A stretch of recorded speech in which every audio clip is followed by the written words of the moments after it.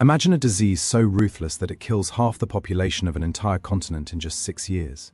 Imagine waking up in a city where your neighbor is dead, your baker is dead, your priest is dead, and by evening, so are you. Between 1347 and 1353, this was not imagination. This was reality. The bubonic plague, the Black Death, arrived in Europe and erased somewhere between 75 and 200 million lives. In some cities, 9 out of every 10 people died. Entire bloodlines vanished overnight. Communities that had existed for centuries simply ceased to exist. This was not a distant historical event. The scale of this death is nearly impossible to comprehend. More people died in the Black Death than in all of World War II. More died than in all the wars of the Middle Ages combined. It was the single most catastrophic event in human history. In this video, I'm using modern AI tools to bring historic paintings, engravings, and prints of plague-era Europe to life.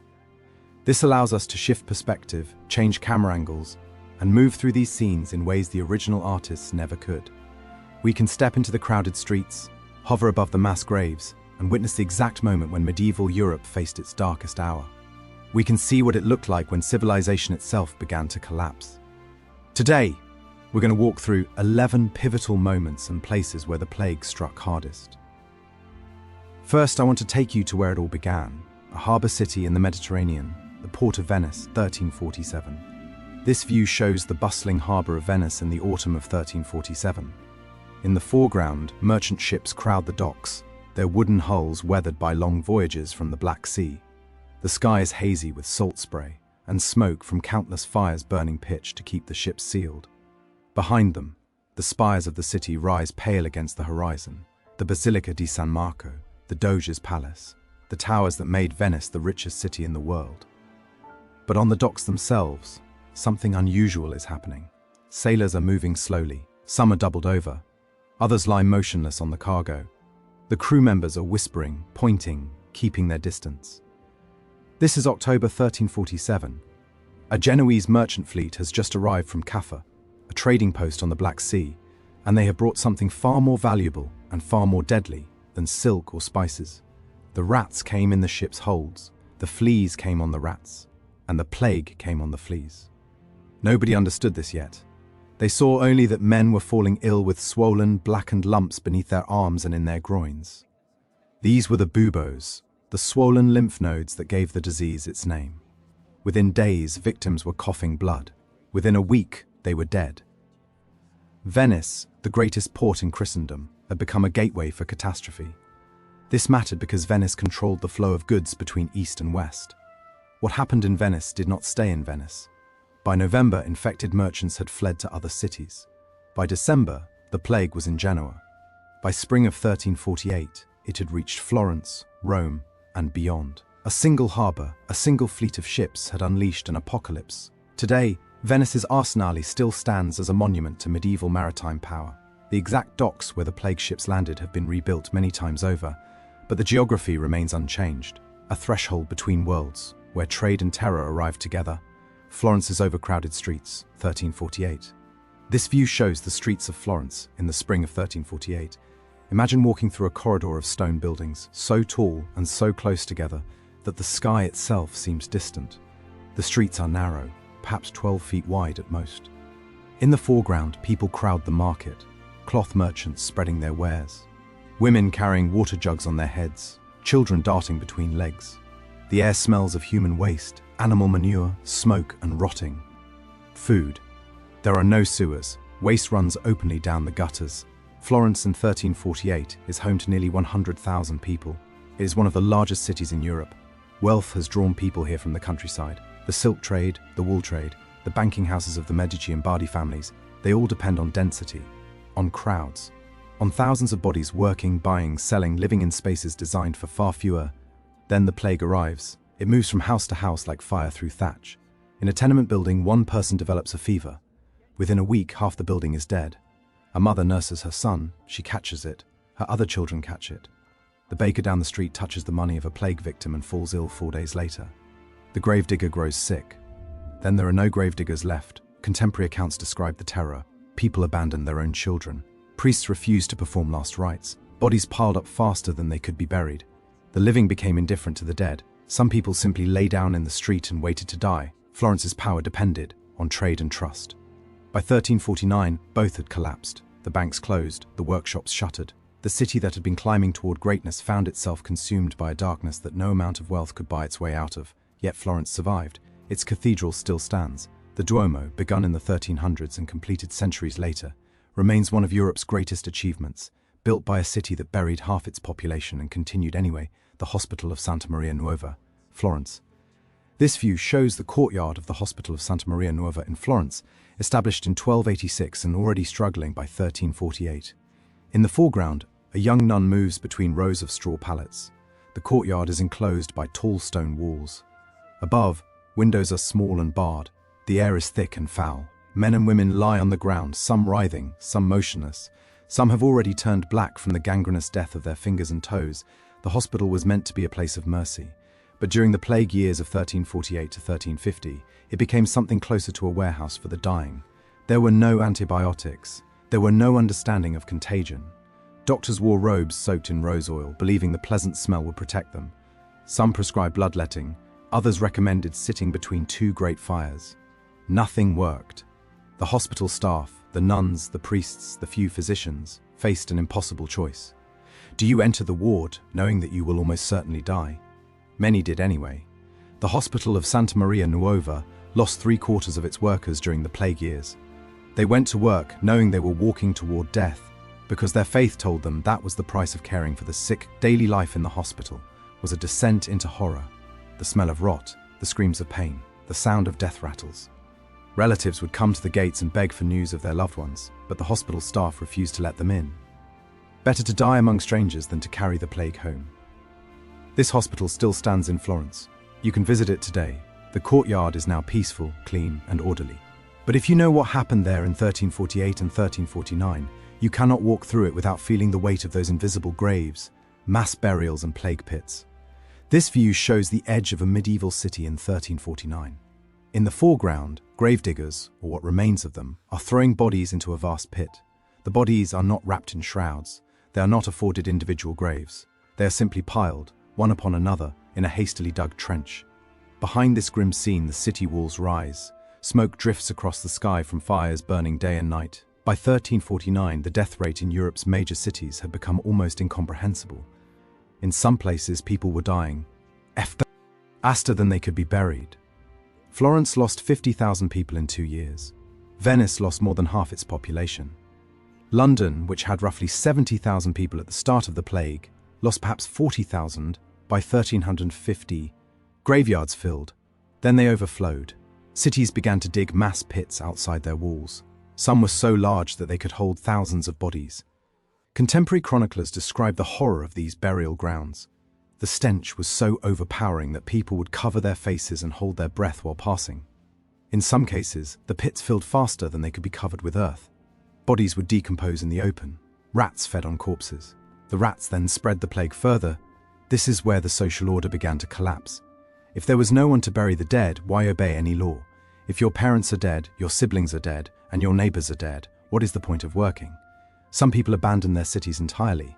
They fled to the countryside, thinking that open air and distance might save them. Often, they carried the plague with them. Yet these mass graves also tell us something important. Even in the depths of catastrophe, people tried to maintain some ritual of respect.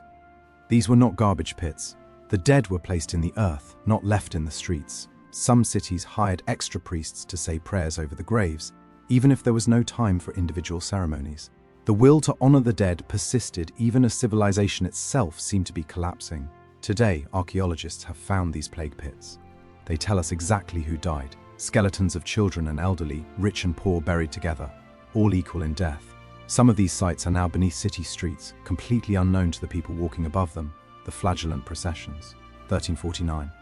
This view shows a street in a medieval city in 1349. A procession is moving through the street. In the foreground, men, some bare-chested, some in robes, are walking in orderly lines. In their hands, they carry whips. As they walk, they whip themselves. Their backs are bleeding. Behind them come crowds of townspeople, watching in a state between horror and reverence. Banners are held aloft. Some depict Christ, some depict the saints. The Flagellants are chanting prayers. The Flagellant movement emerged in 1348 as a response to the plague. Believers taught that the plague was God's punishment for sin. The only way to appease God's wrath was through extreme penance. Thousands of people joined these processions.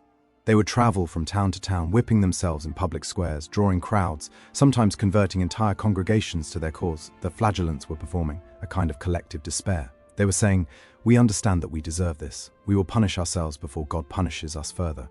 There was a logic to it. In a world where medicine was useless and death was random, perhaps salvation was the only currency that mattered. But the flagellant movement also became dangerous.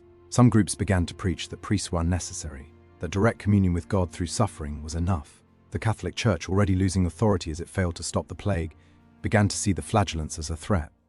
By 1350, many cities had banned the processions. The Church declared them heretical.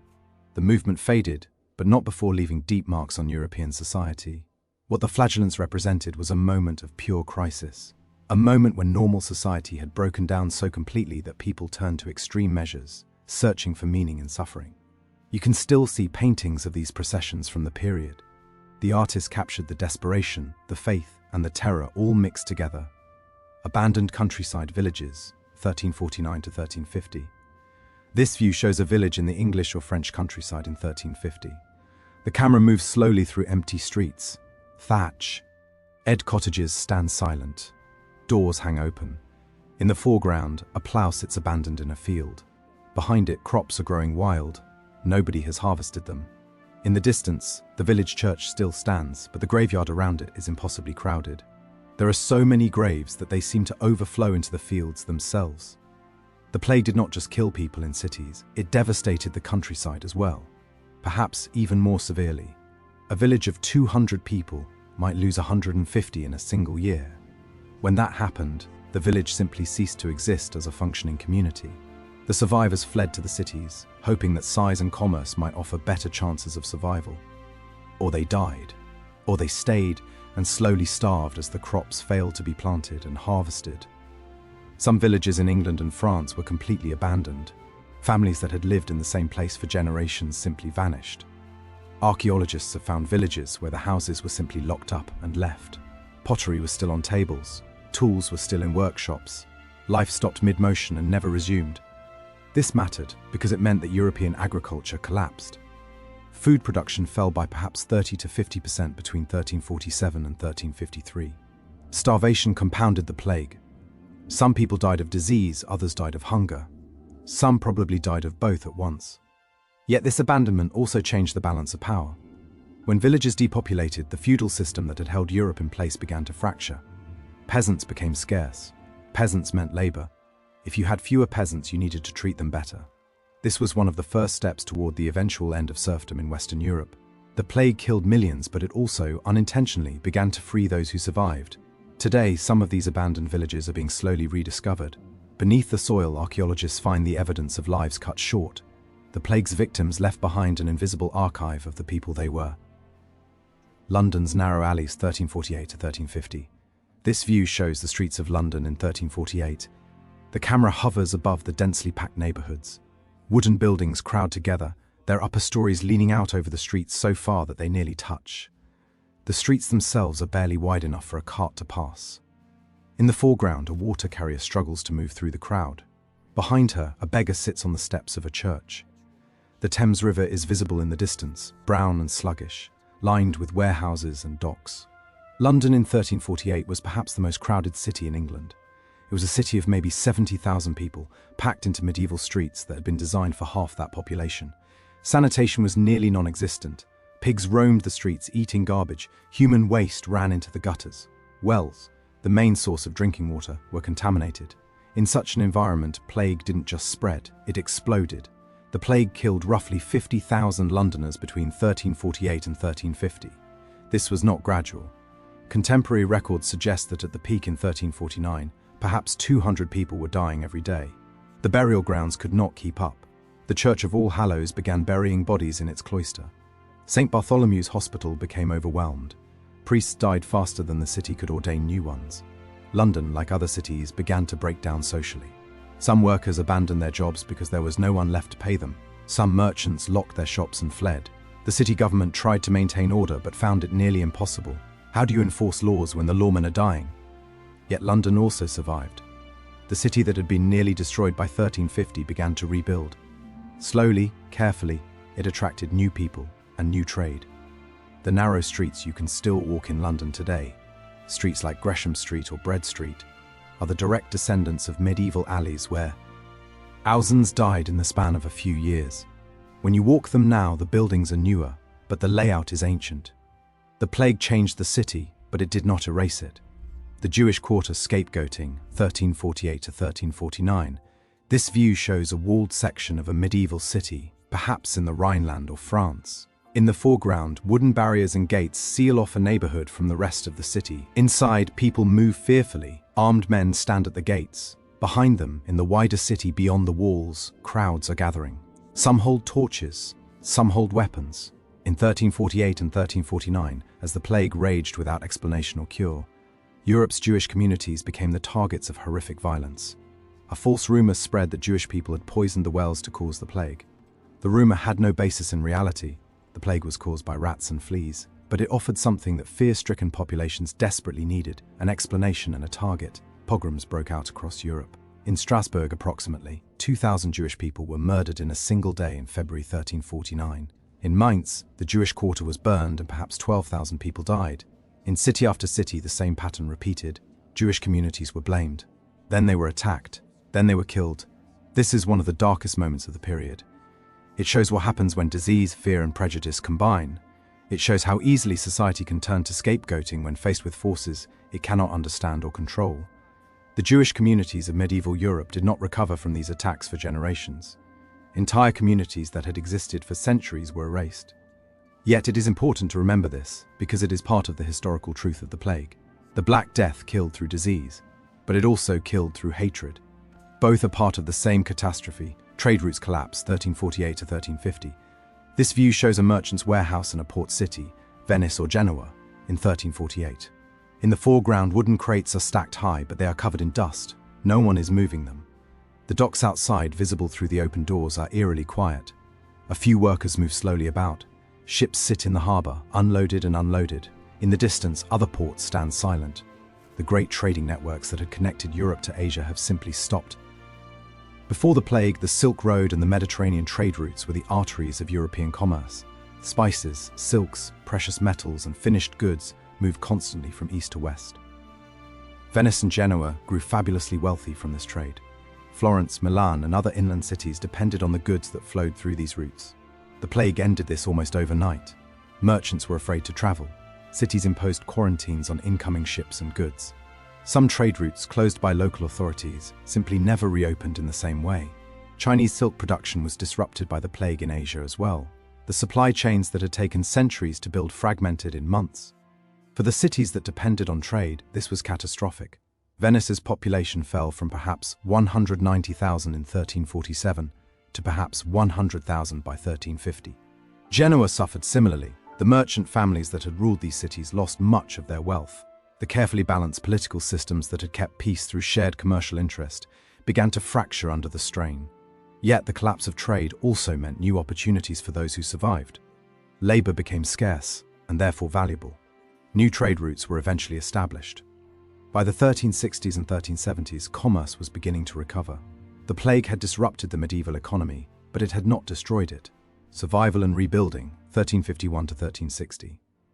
This view shows a medieval city in 1352, perhaps Florence or Venice, beginning to rebuild. In the foreground, workers are constructing a new building. Stones are being laid, scaffold. Ing rises. Behind them, the city is quiet but no longer abandoned. People are moving through the streets again. Markets are reopening. Bells from the cathedral begin to ring regularly again. By 1351, the worst of the plague had passed. It would return in waves throughout the 14th century, but the initial apocalyptic death toll was over. Europe had lost somewhere between 30 and 60% of its population, the estimates vary, but the survivors began to rebuild. What changed after the plague? The balance of power shifted. Labor was scarce. Surviving workers could demand higher wages. The feudal system that had bound peasants to land began to crack. Peasant revolts, like the English Peasants' Revolt of 1381, became possible because workers had leverage they had never possessed before. Women found new roles in society because so many men had died.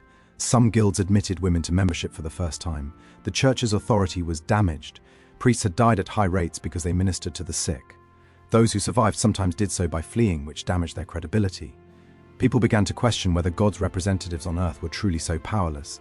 This was one of the intellectual seeds that would eventually grow into the Reformation a century and a half later. Art changed too. Before the plague, medieval art often showed idealized scenes of heaven and earthly life. After the plague, artists began to paint the danse macabre, the dance of death, showing skeletons and corpses mingling with the living. The plague had changed how people thought about mortality itself, the shadow that remains. Here is what strikes me most forcefully when we walk through these scenes, through the harbors and hospitals, the processions and abandoned villages, the scapegoating and collapse. It is how close the past feels. These were real people. They had names, they had hopes, they had families. And then, in the span of a few years, they were gone. We have brought these scenes to life with modern technology. We can shift our viewpoint and see them from new angles. But the fundamental truth remains unchanged. The bubonic plague was one of the worst catastrophes in human history. It killed more people than any war, any famine, any single event before or since. It reshaped European society. It ended medieval certainties and opened the door to the modern world. Yet people survived. They buried their dead. They grieved. They rebuilt. The cities we see today, Venice, Florence, London, and dozens of others, are built on the bones of those who died but continue to house the living who remained. Every stone, every street, every bridge carries the memory of that terrible time. If there is another city, another moment, another scene from the plague years that you would like to see reconstructed and explored, let me know in the comments. I would love to continue this journey through one of history's most transformative and tragic periods. Again, thank you so much for watching.